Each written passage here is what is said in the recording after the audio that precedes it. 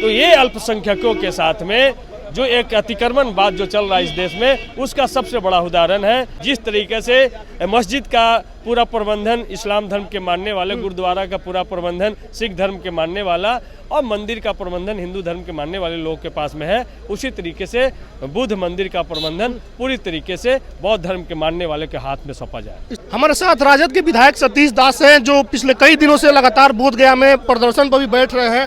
क्या मामला है, आप लोग क्यों बोधगया में इतना शोर शराबा कर रहे हैं?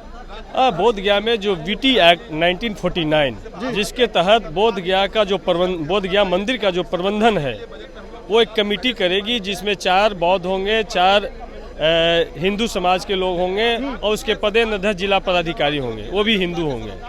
तो भाई जब ऑलरेडी जब भारत में संविधान लागू हो गया, सबको अपना धर्म, अपना धार्मिक स्थान और उसका प्रचार प्रसार का अधिकार है, तो फिर बौद्धों को ये अधिकार क्यों नहीं मिल रहा है?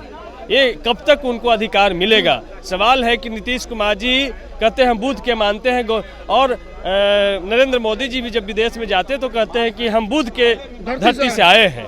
तो भाई बुद्ध के धरती पर बुद्ध की मूर्ति के सामने में आप शिवलिंग बना करके उस बुद्ध मंदिर का आप अपमान कर रहे हैं और उसको अतिक्रमण करने का प्रयास कर रहे हैं और ब्राह्मणों के हाथ में उसको सौंपना चाहते हैं। तो इसीलिए पूरे दुनिया के बौद्ध धर्मावलंबी बोधगया में जुटे हैं। वहाँ पर जो बुद्ध धर्म के उपासक हैं वो लोग अनशन पर बैठे हैं और इस नीतीश कुमार का पुलिस का क्रूरता देखिए कि वो जो अनशन पे पिछले 12 तारीख से बैठे हैं उनको जबरन उठा करके अज्ञातवास में लेके चली गई है।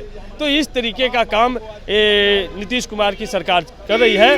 तो ये अल्पसंख्यकों के साथ में जो एक अतिक्रमण बात जो चल रहा है इस देश में, उसका सबसे बड़ा उदाहरण है कि बौद्ध धर्म का सबसे पवित्र स्थल जहाँ पे गौतम बुद्ध ने ज्ञान की खोज की और पूरी दुनिया में सत्य, सहिंसा और शांति का जो प्रचार किया, उस जगह को अतिक्रमण करने का प्रयास चल रहा है। तो वीटी एक्ट को निरस्त करें, निरस्त कर करके जिस तरीके से मस्जिद का पूरा प्रबंधन इस्लाम धर्म के मानने वाले, गुरुद्वारा का पूरा प्रबंधन सिख धर्म के मानने वाला और मंदिर का प्रबंधन हिंदू धर्म के मानने वाले लोगों के पास में है, उसी तरीके से बुद्ध मंदिर का प्रबंधन पूरी तरीके से बौद्ध धर्म के मानने वाले के हाथ में सौंपा जाए। इसको सदन में भी उठाएंगे इस बात? हाँ, इसको सदन में भी उठाएंगे और आज हम लोग मुख्यमंत्री से मिल करके इस पर उनको एक ज्ञापन भी सौंपेंगे। अगर नहीं मानेंगे नीतीश जी फिर क्या होगा? नहीं मानेंगे तो कार्य स्थगन लेकर के आएंगे और सड़क से सदन तक लड़ाई लड़ेंगे।